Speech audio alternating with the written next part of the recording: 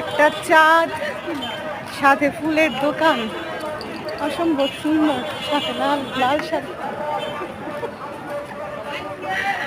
অসম্ভব সুন্দর লাগছে।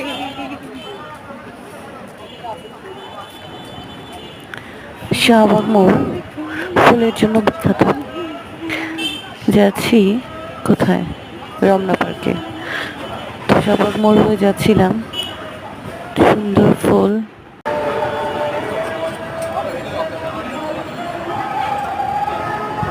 সুন্দর ফুলগুলো দেখে চোখ আটকে গেল। এখান থেকেই সবাই গায়ে হলুদ বলেন, বিয়ে বলেন, বা গার্লফ্রেন্ডকে দেওয়া বলেন, সব ফুল এখান থেকেই নেয়।